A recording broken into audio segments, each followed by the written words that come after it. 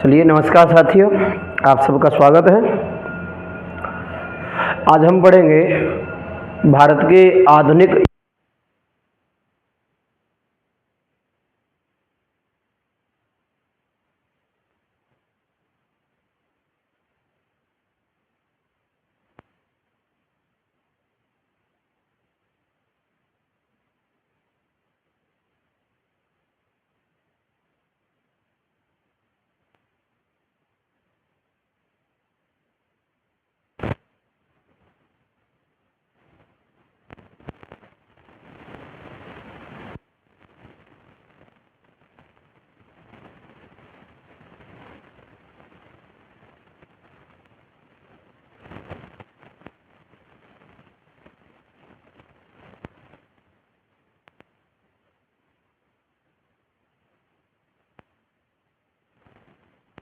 आंदोलन के दौरान और जो यूरोपीय पुनर्जागरण का जो समय है वो भी हमें दिखाई देता है। और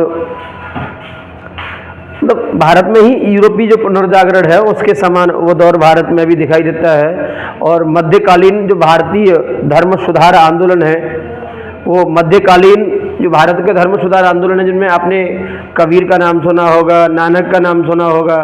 कबीर नानक के साथ साथ इसमें आपने सूरदास, तुलसीदास, भक्ति आंदोलन पढ़ा होगा या सूफी आंदोलन पढ़ा होगा मध्यकाल में। तो वैसा आंदोलन हमें आधुनिक भारत के इतिहास में नहीं दिखाई देता है, क्योंकि इस समय का जो धर्म सुधार आंदोलन है वो मध्यकालीन धर्म सुधार आंदोलन से भिन्न है, डिफरेंट है, अलग ही प्रकार का है।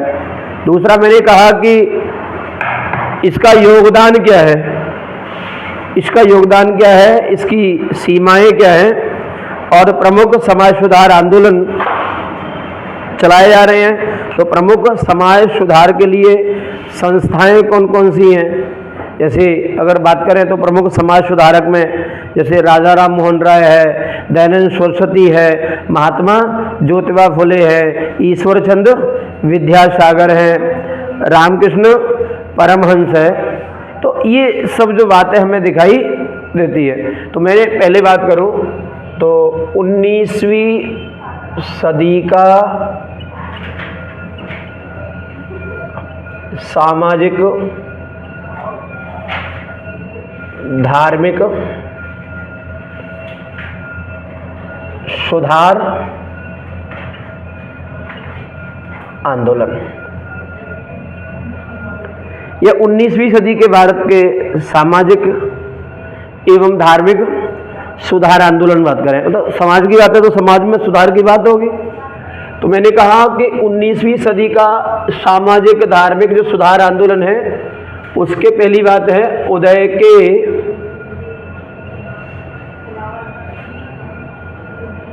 कारण क्या थे। तो 19वीं सदी के सामाजिक धार्मिक सुधार आंदोलन के उदय के क्या कारण रहे थे। दूसरा, मैंने कहा कि 19वीं सदी के सामाजिक सुधार जो आंदोलन है उनका स्वरूप कैसा था, स्वरूप की बात करेंगे। तो स्वरूप में अगर देखा जाए 19वीं सदी के सामाजिक सुधार आंदोलन में तो पहला हमें स्वरूप दिखाई देता है सुधारवादी। तो विद्यमान भारतीय समाज में जो कुरीतियां हैं उन पर कुठाराघात समाज सुधारकों के द्वारा किया जाएगा, उन पर उंगली उठाई जाएगी।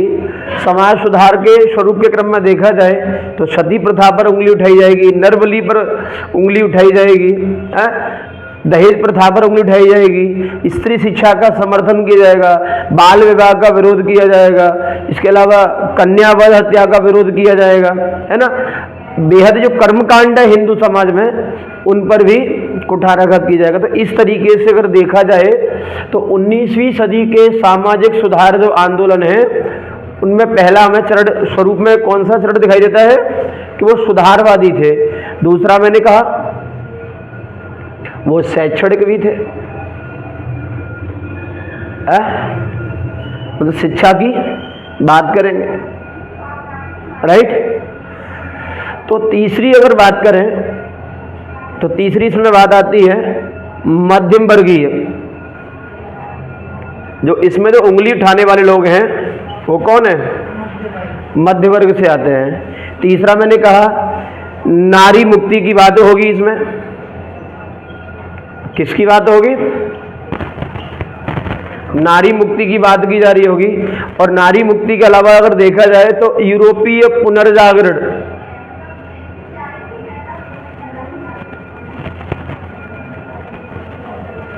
यूरोपीय मतलब हम पुनर्जागरण, फिर से जाग रहे थे, पहले जागे थे, बीच में सो गए, अब फिर मतलब हमारे अंदर फिर से नवीन चेतना का विकास हो रहा है समाज सुधार आंदोलन के दौरान। दूसरा मैंने कहा पुनर्जागरण के,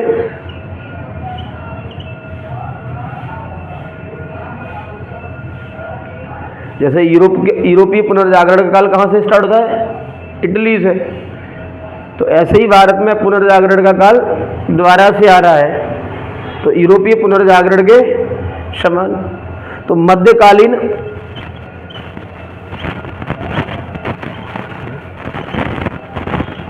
धर्म सुधारकों से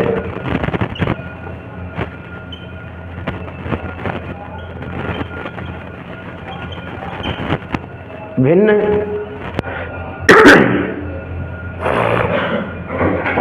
ये तो हमें स्वरूप दिखाई देता है। अगर उदय के कारण में देखें, पहली बात कि 19वीं सदी का जो सामाजिक सुधार आंदोलन है उसके उदय के कारण क्या थे, तो सीधी बात है, तो आधुनिक भारत में, या मैं कह दूं कि आधुनिक शिक्षा प्राप्त, क्योंकि अंग्रेज आए भारत में, तो भारत का जो मध्यम वर्ग है वो शिक्षा प्राप्त करने के लिए ज़्यादा से ज़्यादा कहाँ गया? इंग्लैंड। कहाँ गया? तो इंग्लैंड में शिक्षा कैसी प्राप्त की होगी? तो आधुनिक शिक्षा प्राप्त।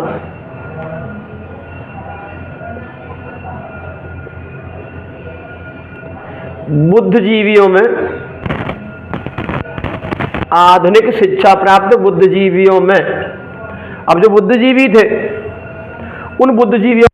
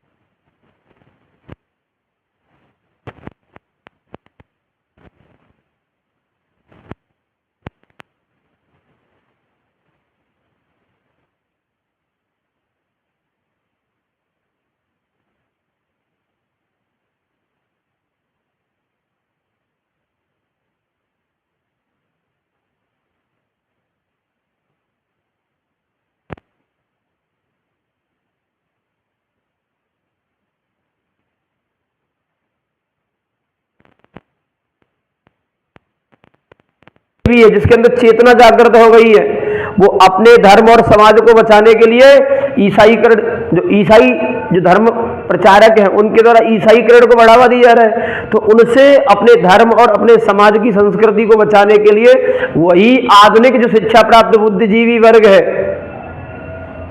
वो कोई काम करेगा कि नहीं करेगा? बोलो। तो वो क्या कहेगा? ये फालतू के बाह्य आडंबर से दूर रहो, कर्मकांड से दूर रहो, सती प्रथा बंद करो, नारी का उत्थान करो, पर्दा प्रथा का त्याग करो, दहेज प्रथा का त्याग करो, नरबली पर रोक लगाओ, कन्या वध हत्या पर रोक लगाओ। तो यही आधुनिक चेतना है ना, तो बाह्य आडंबर से मुक्त करने का बल दिया जाएगा, सीधी बात है। और मैंने कहा कि जो पश्चिम में मानवतावादी चिंतन है पश्चिम का, ये सभी मनुष्य कैसे हैं? समान हैं, कोई ऊंच नीच की भावना नहीं है। तो मैंने कहा जो पश्चिम का जो चेतनावादी मानवतावादी जो चिंतन है उस चिंतन ने भी इसी बुद्धिजीवी वर्ग को, किसको? जिसने आधुनिक शिक्षा प्राप्त की थी, उसको भी इन सुधारों के प्रति यूरोप की तरह समाज चाहिए उनको। भाई जो पढ़ा लिखा आदमी है वो जातिवाद में बात करेगा नहीं करेगा। छुआछूत में विश्वास करेगा, नहीं करेगा। तो वो भी सुधारों के प्रति क्या होगा, चिंतित होगा।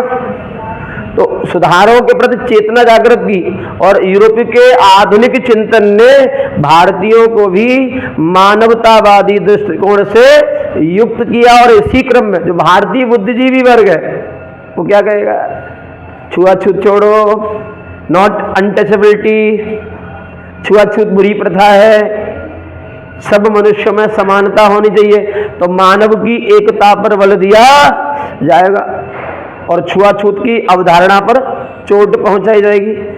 चौथी बात मैं कह दूं, उदय के कारण में इस समय भारत में बताओ पत्र पत्रिकाओं का प्रकाशन होगा कि नहीं होगा?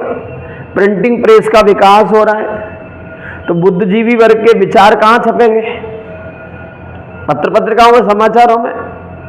इसके साथ ही भाई पत्र पत्रिकाओं में जो बुद्धिजीवी वर्ग है बताएगा कि अंग्रेज अच्छे नहीं, अंग्रेज कैसे हैं, बुरे हैं। अंग्रेज हमारा क्या कर रहे हैं, अपमान कर रहे हैं, हमारा ही नहीं हम सब भारतीयों का अपमान कर रहे हैं। तो इन विचारों को कहां छापा जाएगा? अखबार में। जब अखबार की बातें समाज में जाएंगी तो समाज पहले से क्या हो जाएगा, जागृत हो जाएगा। क्या हो जाएगा समाज? तो जो अमानवीय परंपराएं हैं समाज में, उनको समाप्त करके समाज को स्वच्छ बना करके अपमान से बचाने का प्रयास किसने किया होगा? यही वो बुद्धिजीवी वर्ग है, वही कर रहा होगा जो आधुनिक पढ़ा लिखा है। आज हम सब कहते हैं कि सती प्रथा कैसी है, आज हम सब क्या कहते हैं, सती प्रथा बेकार है ना। उस जमाने में तो कोई कहता ही नहीं हुआ बेकार, भाई उस जमाने में परंपरा में थी ना। जैसे आज भी आधुनिक सी शिक्षा प्राप्त है, अच्छी सी शिक्षा प्राप्त है, उसमें महिलाएं पर्दा करती हैं। और नॉर्मली गांव में जाकर के देखो घूंघट कहां तक होगा, एक हाथ का लंबा घूंघट होगा। अगर घूंघट नहीं किया तो समाज में महिला की वैल्यू, वो परंपरागत समाज है ना, उसमें अभी आधुनिक शिक्षा का विकास, जब आधुनिक शिक्षा का विकास नहीं हुआ तो आधुनिक विचारों का वही समावेश उनके अंदर नहीं होगा ना। तो मैंने कहा कि वहीं से फिर धार्मिक सामाजिक सुधार आंदोलन शुरू हुआ भारत में, इन्हीं बुद्धिजीवी वर्गों के द्वारा। मैंने कहा ब्रिटिश शासन के तकनीकी, अब ब्रिटिश शासन ने भारत का विकास तो अपने लिए किया, सड़कों का विकास अपने लिए किया, रेलवे लाइन का विकास अपने लिए किया, लेकिन कहीं ना कहीं इसका अप्रत्यक्ष प्रभाव, अप्रत्यक्ष कहते हैं, प्रत्यक्ष उद्देश्य अंग्रेजों का अपना लाभ है, लेकिन फिर भी भारतीयों को इससे क्या मिल गया, लाभ मिल गया। डाक तार व्यवस्था की शुरुआत हो रही है भारत में, रेलवे का विकास हो गया, सड़क का विकास हो गया, तो भौगोलिक बाधाएं दूर हो गई। अब लोग एक स्थान से दूसरे स्थान पर जा रहे हैं, तो गतिशीलता आएगी कि नहीं आएगी? तो यही जो समाज सुधारक बुद्धिजीवी वर्ग है वो एक क्षेत्र से कहां गए होंगे, दूसरे क्षेत्र में गए होंगे ना। तो जब वो वही बुद्धिजीवी वर्ग एक क्षेत्र से दूसरे क्षेत्र में गया होगा तो उसी बुद्धिजीवी वर्ग ने उस क्षेत्र में जाकर के सामाजिक सुधार आंदोलन को प्रेरित भी किया होगा। दूसरा बात मैंने कह दिया कि मूलतः जो समाज सुधार आंदोलन है उनका लक्ष्य ही क्या है, सामाजिक सुधार करना।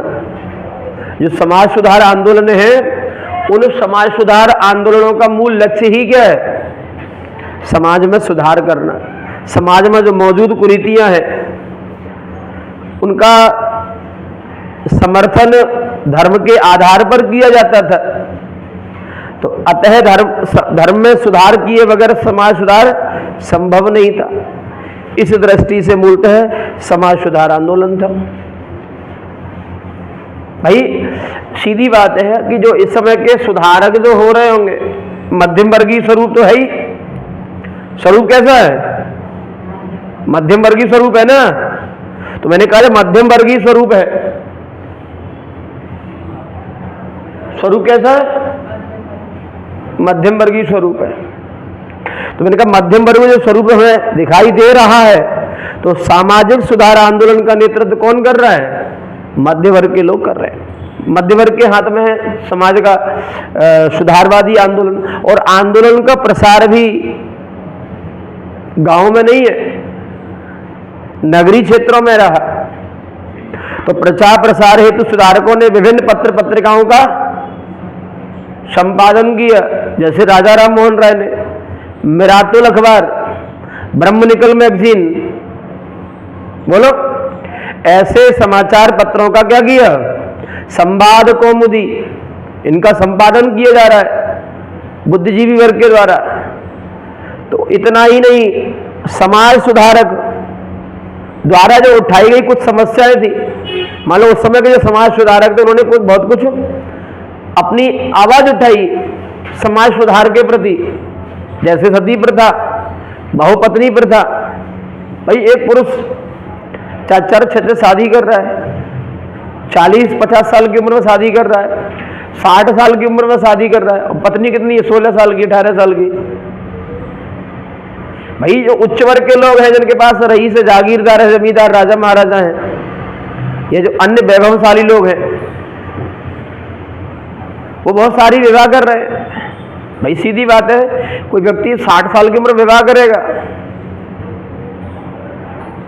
और एक पुरुष बहुत सारी पत्नी रखी, अत्याचारी है महिलाओं पर।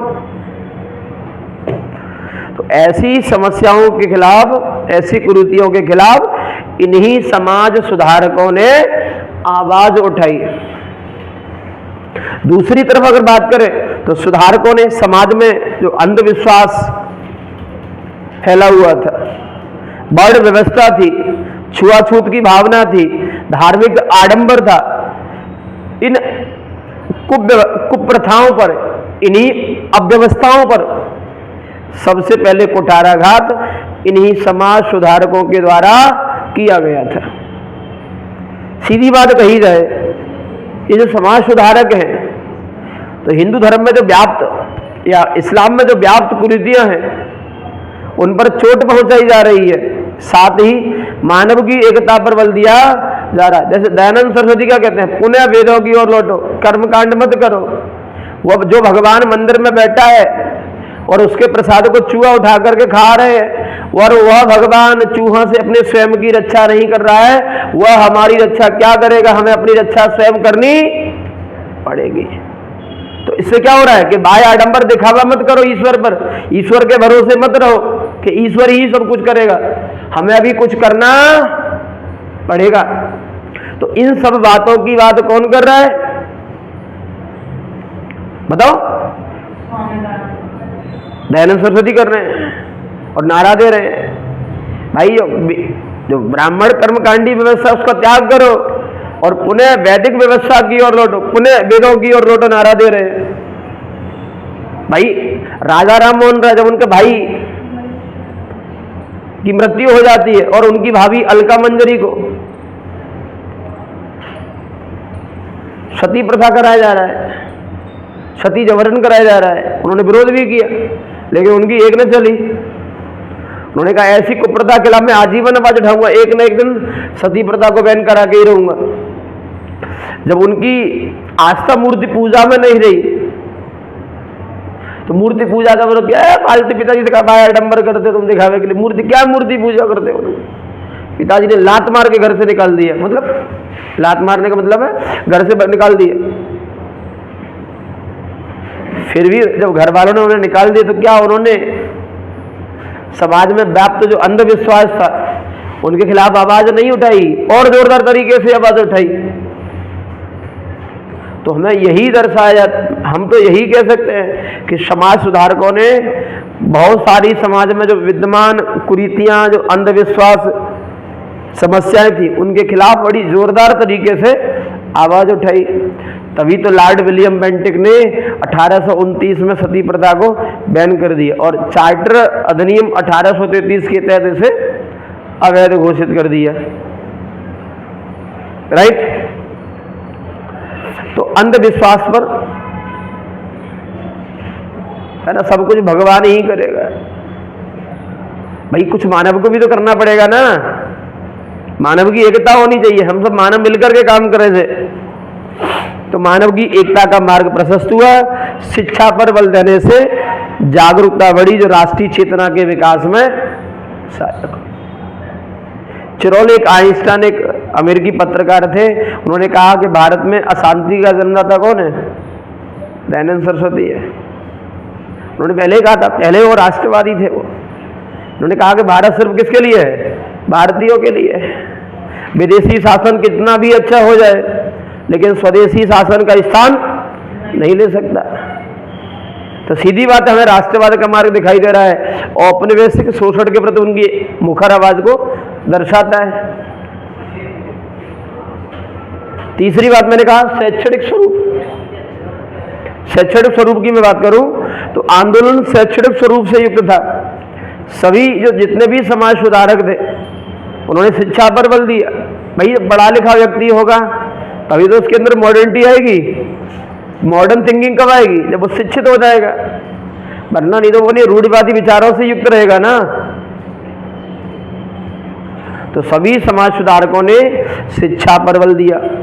तो राजा राम मोहन राय जैसे व्यक्ति कलकत्ता में हिंदू कॉलेज की स्थापना कर रहे हैं, वहीं दयानंद सरस्वती भारत में एंग्लो वैदिक कॉलेज की स्थापना कर रहे हैं, वहीं सर सैयद अहमद खां अलीगढ़ में मुस्लिम कॉलेज की स्थापना कर रहे हैं। और यही मुस्लिम कॉलेज अलीगढ़ मुस्लिम विश्वविद्यालय के नाम से क्या हो जाएगा? प्रसिद्ध हो जाएगा। तो इन्हीं समाज सुधारकों के द्वारा ही शिक्षा पर बल दिया गया, विभिन्न पुस्तकों का लेखन किया, विभिन्न पत्र पत्रिकाओं का प्रकाशन किया, जो आंदोलन के शैक्षणिक स्वरूप को भारत में उद्घाटित करता है या उजागर करता है। चौथी बात मैं कह दूं कि नारी मुक्ति का प्रयास किया जा रहा है, नारी मुक्ति की बात की जा रही है। तो 19वीं सदी के जो समाज सुधार के आंदोलन के केंद्र में नारी मुक्ति का चिंतन दिखाई देता है, क्योंकि उस समय के तत्कालीन भारतीय समाज में अनेक सामाजिक कुरीतियां थी। भाई बेटी का जन्म हो रहा है, बेटी गर्भवती है, मतलब पत्नी गर्भवती है, गर्भ से है, और उसी समय सगाई फिक्स हो रही है। उसी समय सगाई क्या हो रही है? शादी फिक्स। अगर तुम्हारा बेटा होगा, मेरी बेटी होगी, शादी इसी के साथ होगी, कुछ भी हो जाए। 4 साल के लड़के का 3 साल की लड़की का विवाह हो रहा है, विदा बाद में करा लेंगे, और पता लगा कि कहीं कोई अनहोनी हो गई, लड़का क्या हो गया? एक्सपायर हो गया। जबरन लड़की को सती करा दिया गया। विधवा पुनर्विवाह हो नहीं सकता था उस समाज में। तो महिलाओं की स्थिति कैसी रही होगी इस जमाने में? कल्पना करिए, ये 10 साल के लड़के का विवाह हो रहा है, 14 साल के लड़के का विवाह हो रहा है, 10 साल की लड़की, 8 साल की लड़की है। तो नारी से संबंधित अगर देखा जाए तो विधवा विवाह है, सती प्रथा है। तो ऐसे ही समाज सुधारक कह रहे हैं कि विधवा का पुनर्विवाह होना चाहिए, बाल विवाह पर रोक लगे, सती प्रथा को अवैध घोषित किया जाए, पर्दा प्रथा का त्याग हो। तो उस समय के जो शिक्षित जो मध्यम वर्गीय बुद्धिजीवी वर्ग था, उसने नारी शोषण के खिलाफ अपनी आवाज को मुखर किया, अपनी आवाज को तेज तरीके से उठाया, और समाज में विद्यमान जो कुरीतियां थी नारी के प्रति, उनके खिलाफ आवाज उठाई। तो अतः उस समकालीन के जो समाज सुधारक थे, तो उन्होंने कुरीतियों पर चोट करके नारी मुक्ति का प्रयास किया। और इसी क्रम में जो समाज सुधारक थे, उनके प्रयासों से सती प्रथा पर रोक लग रही है। 1829 में विधवा पुनर्विवाह अधिनियम 1856 में पारित हो रहा है। तो समाज सुधारकों ने नारी शिक्षा पर बल दिया।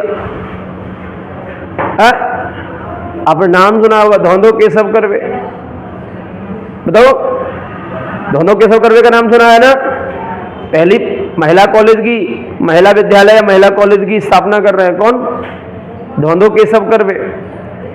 वही हरविलास शारदा के माध्यम से शारदा अधिनियम, शारदा एक्ट पारित होता है, जिसमें लड़के की विवाह की आयु 18 साल और लड़की की विवाह की आयु 14 साल की जा रही है। तो इससे हमें पता लगता है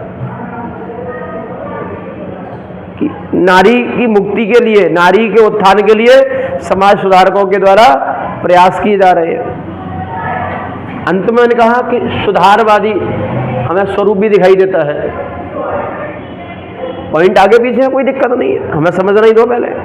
तो मैंने कहा सुधारवादी स्वरूप क्या है? मैंने कहा यह आंदोलन क्रांतिकारी नहीं है, बल्कि सुधारवादी स्वरूप लिए हुए है।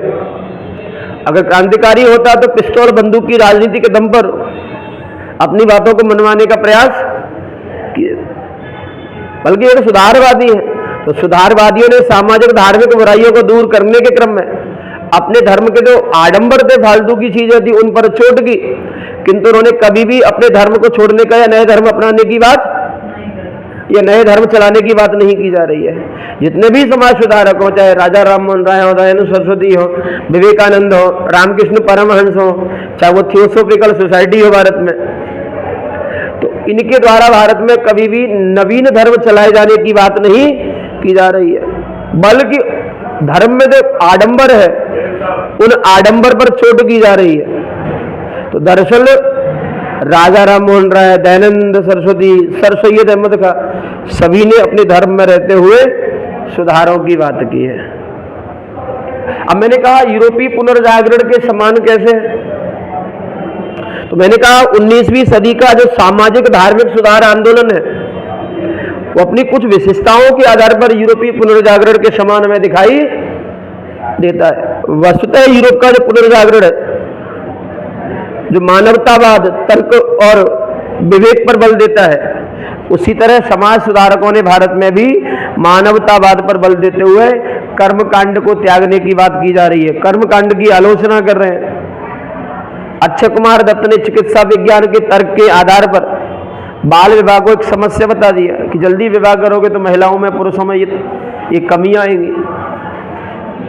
तो साथ ही समाज सुधारकों ने आधुनिक शिक्षा पर बल दिया और शिक्षण केंद्रों की क्या कर रहे हैं, वो स्थापना कर रहे हैं। इस दृष्टि से समाज सुधार आंदोलनों को भारतीय पुनर्जागरण के रूप में देखा जा सकता है। किंतु यूरोपीय पुनर्जागरण के कई तत्व जैसे भौगोलिक खोजें, वैज्ञानिक आविष्कार, कला के क्षेत्र में विशेष प्रगति भारतीय समाज सुधार, धार्मिक सुधार आंदोलन में हमें दिखाई नहीं देती।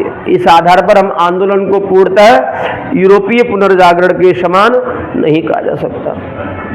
मतलब अगर यूरोपीय पुनर्जागरण के समान हमें कब दिखाई देता, कब समान लग रहा है, जब वो मानवतावाद की बात करते हैं। लेकिन यूरोपीय पुनर्जागरण के काल में तो विभिन्न जो साहसी लोग थे, उन्होंने विभिन्न खोजों के लिए जाने जाते हैं, विभिन्न अन्वेषण किए, वैज्ञानिक आविष्कार किए, कला के क्षेत्र में विकास किया। वैसा भारत के सामाजिक सुधार आंदोलन में दिखाई नहीं देता है। अब मैंने कहा मध्यकालीन धर्म सुधारकों से भिन्न कैसे है? भाई 15वीं और 16वीं सदी में भारत में जो मध्यकालीन में धर्म सुधार आंदोलन थे, उनमें कबीर और नानक जैसे लोग थे।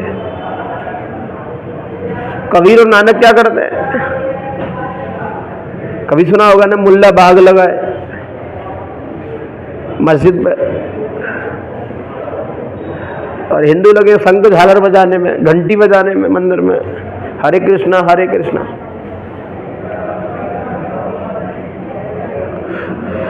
तो इसलिए भिन्न है क्योंकि 19वीं सदी में कानून निर्माण के द्वारा सुधारों पर बल दिया गया और इन सुधारों में पश्चिमी प्रेरणा भी शामिल है। तो साथ ही समाज सुधारकों ने शिक्षण संस्थाओं की स्थापना की।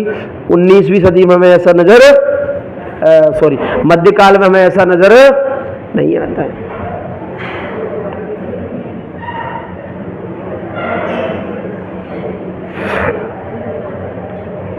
अगर कबीर को देखा जाए तो कबीर किसकी बात करते हैं कि मूर्ति पूजा बेकार है। मूर्ति पूजा, भाई सामाजिक समरसता होनी चाहिए ना। कबीर हिंदू मुस्लिम एकता पर बल देते हैं। तो अगर योगदान क्या है, तो मैंने कहा धर्म सुधार आंदोलनों ने भारतीयों के मन में आत्मविश्वास और आत्मसम्मान की भावना जागृत की। वस्तुतः समाज सुधार आंदोलन ने लोगों में स्वतंत्रता, समानता की भावना जागृत की। सुधार आंदोलन ने भारतीयों को उनके समृद्ध सांस्कृतिक विरासत से उन्हें अवगत कराया, जिससे उनमें हीनता की भावना कम हुई। तो आंदोलन ने अगर देखा जाए तो आधुनिक शिक्षा पर बल दिया। तो सुधारकों ने पत्र पत्रिकाओं का प्रकाशन किया, जिससे लोगों के विचार एक दूसरे के तक पहुंचे। साथ ही विभिन्न शिक्षण केंद्रों की स्थापना की। जब शिक्षण केंद्र होंगे, लोग शिक्षित होंगे, एक दूसरे के विचार जानेंगे, तो उनके अंदर जागरूकता क्या हो जाएगी, पैदा हो जाएगी। होगी कि नहीं होगी? तो सुधारकों ने महिला शिक्षा पर बल दिया जा रहा है, महिला सशक्तिकरण पर बल दिया जा रहा है। विभिन्न कॉलेजों की महिला शिक्षा के लिए विभिन्न कॉलेजों की स्थापना हो रही है। नारी मुक्ति के लिए कार्यक्रम चलाए जा रहे हैं और नारियों को राष्ट्र की मुख्य धारा से जोड़ने का प्रयास किया जा रहा है। तो समाज सुधार आंदोलन ने स्वराज और स्वदेशी की अवधारणा को भी लोकप्रिय बनाया। इसी क्रम में आर्य समाज ने क्या किया, भारत नारा दे दिया कि भारत भारतीयों के लिए है, विदेशियों के लिए नहीं है। इसका सीधा तात्पर्य है कि हम अंग्रेजों को पसंद, अंग्रेज भारतीय है ही नहीं ना, जो भारतीय होंगे उन्हीं के लिए सिर्फ भारत है।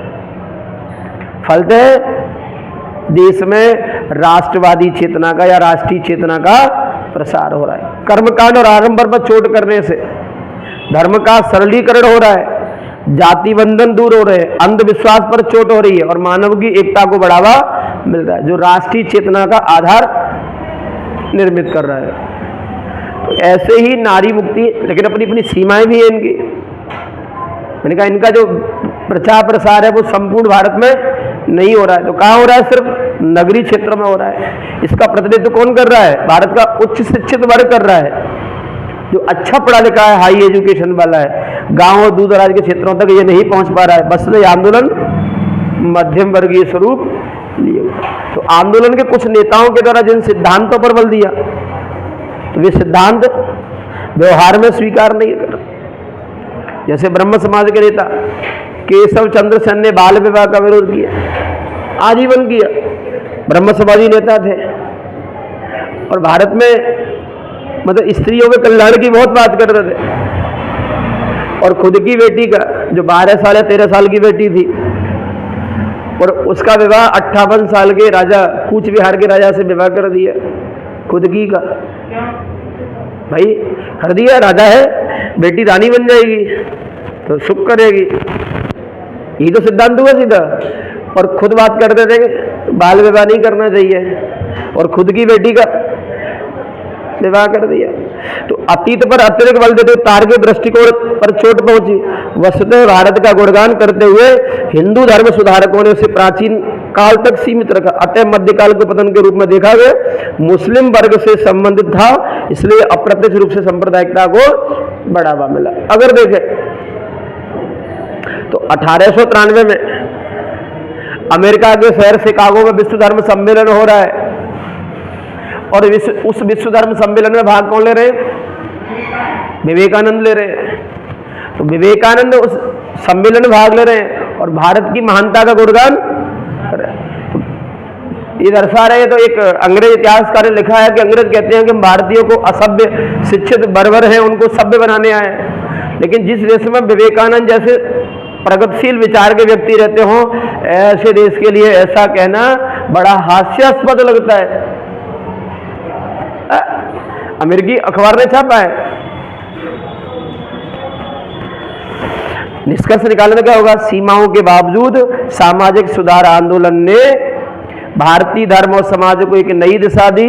औपनिवेशिक शासन के विरुद्ध संघर्ष करने की प्रेरणा, भारतीयों को एकजुट होने की प्रेरणा मिली। इसी तरह राष्ट्रीय चेतना के विकास में सामाजिक सुधार आंदोलन की भूमिका हमें अग्रणी दिखाई देती है। जरा इतनी बात जरा जल्दी से छाप लीजिए।